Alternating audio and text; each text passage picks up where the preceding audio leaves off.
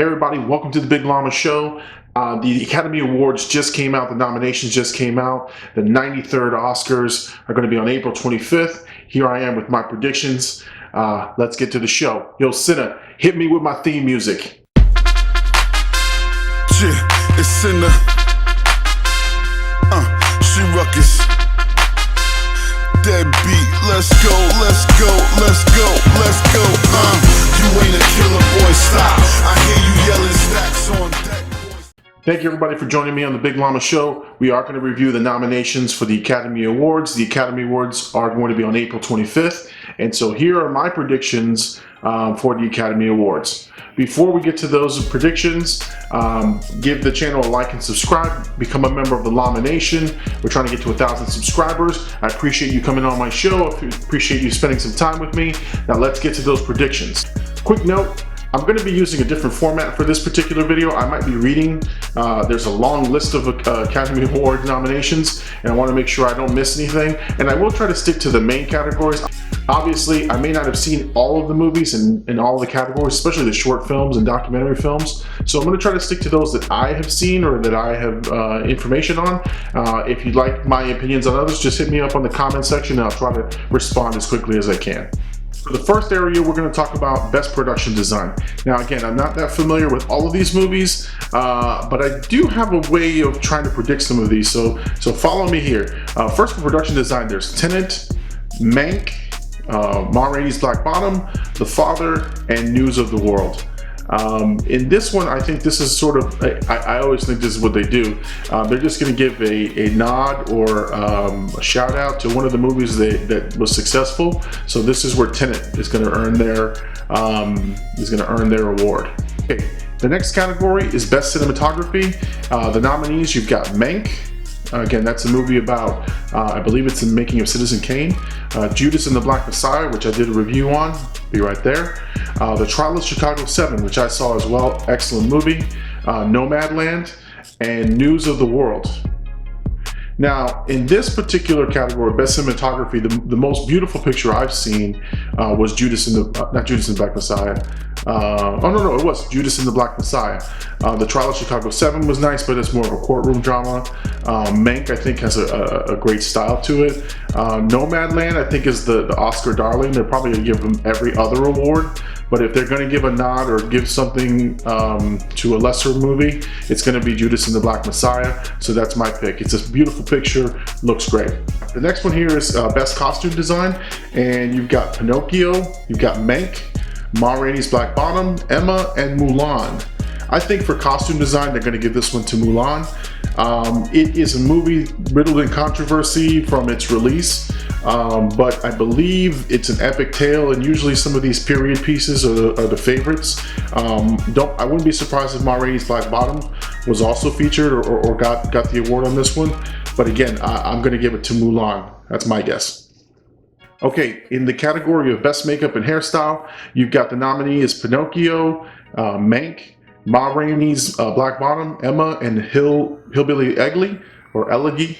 I'm not sure how to say that one. From what I've seen of this particular movie and what I'm hearing is that Hillbilly Elegy is the one, and I'm probably saying it wrong, but oh well, is probably the one that might win for Best Makeup and Hairstyle, but I think Ma Rainey's Black Bottom might get it because that is a period piece. It's done more as like a play, and there had some great costuming and and also great hairstyles, and it's very authentic to the period. So that's my guess there. With Best Original Score, this one's going to be tough. I don't know a whole lot about some of these. I've heard a couple of them. You've got The Five Bloods. You got Mank has an original score, Minari, Soul, and News of the World. I think given Pixar's, given the type of extensive research that Pixar puts into movies, I'm going to say that Soul is going to win. It is from Trent Reznor, and and he's actually nominated for Mank as well, which I didn't know Trent Reznor was such doing original scores. But again, my pick would be Soul. In the category of Best Adapted Screenplay, I would tell you this. The nominees are One Night in Miami, The Father, The White Tiger, Nomadland, and Borat's subsequent movie film. In this one, I would want to give it to One Night in Miami. And the reason I would say, I just watched it, it's a really good movie, and I'm going to do a review on it as well. It just sort of really captures the time. I know it's a lot of fictional, it's made out of fictional accounts, but it just sort of really went really well together. I mean, it's a movie about four guys sitting in a room, and I was captivated. So I would give it to One Night in Miami. I think, if I'm a betting man, Nomadland is probably going to win it. For some reason, that movie is racking up the awards, and so I think One Night in Miami deserves the award, but Nomadland is probably going to win it. In the category of Best Visual Effects, you got Tenet, you got The Midnight Sky, One and Only Ivan, Love and Monsters, and Mulan. This one's going to be tough. It's a toss-up between Tenet and Mulan. I know the visuals on Mulan were spectacular, and so were on Tenet. But if I'm going to be leaning towards a movie with a little less controversy, and if you haven't gotten it already, I think of these things not necessarily for their merit. I think sometimes some of these awards are given to try to appease the studios. So my guess would be that Tenet is going to win it, given that it's a superior film and it's got a great visual look. Probably has higher visual effects that were needed, but Mulan is a close second. Either one of them can win. The next category is the Best Original Screenplay. That one I'm gonna hand off to this, actually, hold on, before I get to that, let me go over nominees. You got The Sound of Metal, you got Minari, Promising Young Woman, Judas and the Black Messiah, and The Trial of Chicago 7. Again, the way I look at some of these nominations, The Sound of Metal was great, Judas and the Black Messiah was amazing, and The Trial of Chicago 7 was really good. Because it's written by Aaron Sorkin, The Trial of Chicago 7 will probably win this category. He is an influential writer, known in the business, and I think sometimes his name alone to a movie sometimes promotes a lot of business. So therefore, I think Aaron Sorkin will win it. But I really do think Judas and the Black Messiah was a good movie, but there were some plot holes there. And I know Minari is a constant Oscar darling, and so again, I think The Trial of Chicago 7 is going to get it, but I wouldn't be surprised if Minari sneaks this one out. Okay. Next category is Best Supporting Actor, and here are your nominees. You got Paul Raci for The Sound of Metal, Sacha Baron Cohen for The Trial of Chicago 7, Lakeith Stanfield for Judas and the Black Messiah.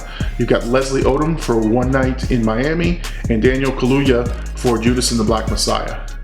This is probably one of the toughest categories that we have in going into the Oscars, because there's a lot of really worthy candidates.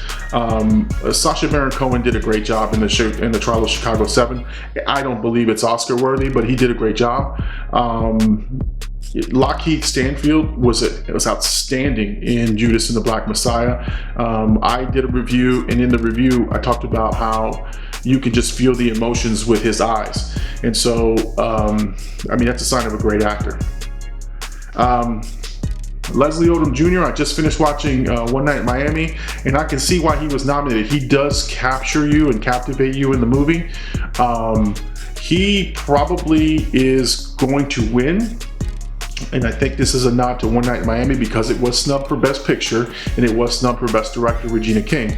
So I think they might throw a bone to One Night in Miami and Leslie Odom Jr. I'm not saying his performance isn't worthy, I just think that might be some of the thought process behind it. Daniel Kaluuya was amazing in Judas and the Black Messiah, and I think he's the star of the movie. I'm not sure why these guys are in both the supporting actor category, but again, definitely worthy. But for my money, I think it's gonna be Leslie Odom Jr., One Night in Miami, which is a worthy performance. But it should really be either Lakeith Stanfield or Daniel Kaluuya. Those guys had amazing performance. For this particular category, Best Supporting Actress, you have Amanda Seyfried for Mank, you have Olivia Colman for The Father, Young Jung for Minari, you have Maria Bakalova for Borat's subsequent movie film, and Glenn Close for Hillbilly Elegy. And what I think is going to be given to Glenn Close. I've heard too much chatter already about how much time has been since Glenn Close has received an Oscar. I don't think she's ever won it, but she's also nominated for a Razzie for the same movie, which is a distinct honor.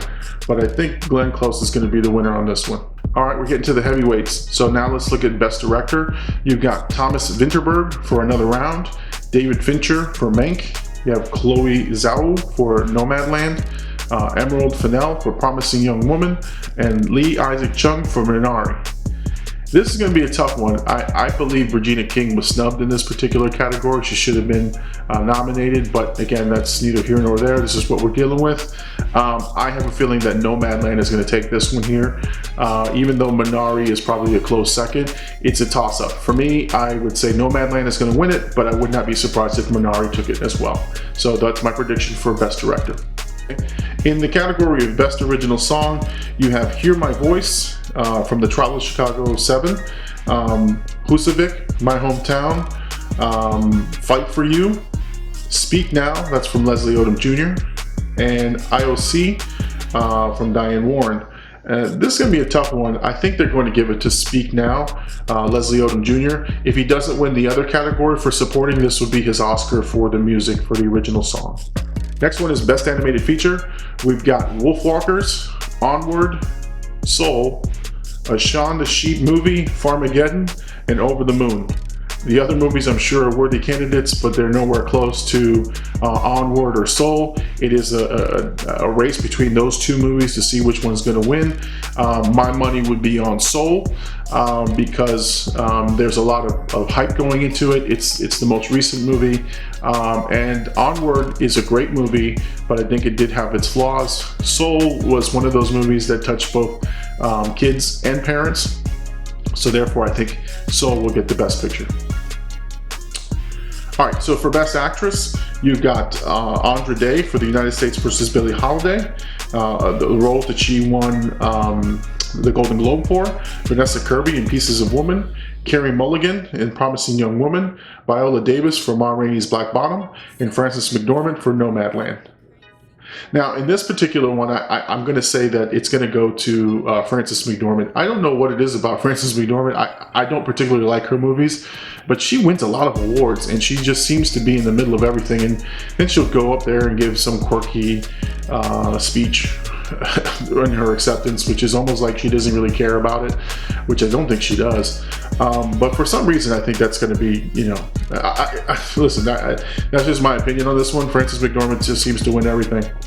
I think Viola Davis does a good job, but I think just, you know, putting on weight for a role, you know, she does a great job in every role that she's in, but in this particular one, it just seems like it's not a stellar performance. And then Andra Day, probably very deserving, will probably be passed over for Frances McDormand. So that's my prediction there, Best Actress. For Best Actor, you have Anthony Hopkins for The Father. You have Riz Ahmed for Sound of Metal. You have Stephen Yeun for Minari. Chadwick Boseman for Ma Rainey's Black Bottom, and Gary Oldman for Mank. I think this one is going to be between Riz Ahmed and Stephen Yeun for Minari, where I think Riz Ahmed will come out victorious in this particular one. Part of me wants Chadwick Boseman to win the Oscar posthumously, but I don't think his performance in this one was stand out for an Oscar.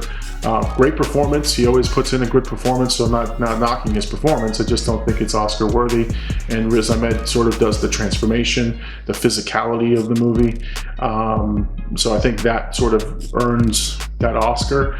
Anthony Hopkins is always, you know, a worthy competitor, and Gary Oldman could be your dark horse, but I'm telling you, Riz Ahmed is going to win the Oscar for Best Act. The final category, Best Picture, you have The Sound of Metal, Mank, Minari, Promising Young Woman, The Father, Judas and the Black Messiah, The Trial of Chicago 7, and Nomadland.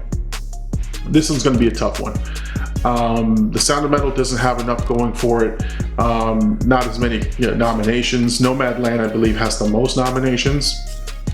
The Trial of Chicago 7 is a long shot.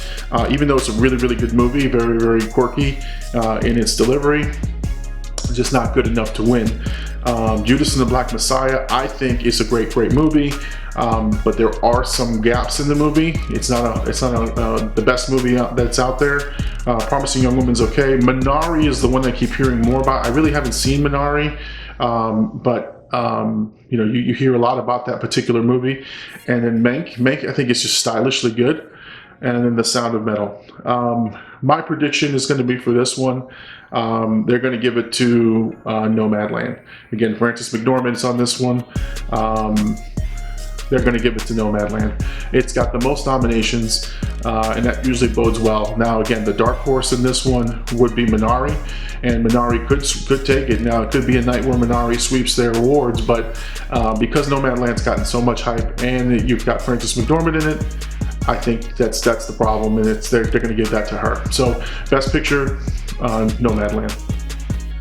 All right, so there you have it. Those are my Oscar predictions. This is early in the game. They just came out on last week on Sunday, and I just got through and reviewed them. This is my first sort of initial pass at them. Hopefully, I'm right. Most of the time when I make these predictions, I'm usually right, but again, it's not for the reasons you might think. It's not as thought out, or it's not as formulaic as, you know, okay, this one looks really, really good. Sometimes I feel it's the industry, and this is how they do their awards. Just my opinion, just the way that I see them. Once again, the Academy Awards are April 25th. It's the 93rd Oscars. Make sure that you tune in, see if my predictions came true. Give me your predictions. Give me a comment, subscribe. Let me know what you think about my predictions. Once again, thank you very much for tuning in. I appreciate all the love. I appreciate the comments. I appreciate everyone sitting in for my Oscar review. This is my first shot at it. Let's see how we do. Once again, give the video a like and subscribe. Become a member of the Llama Nation.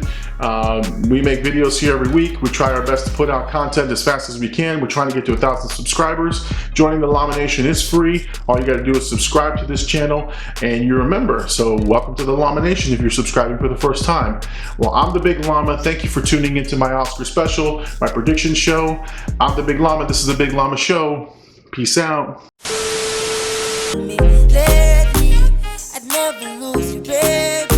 You're the one I keep as my prima donna, my only ruby. You are the one for me. Yeah, I tell her, baby, you're the one for me. Never two unless you telling me you feel it too.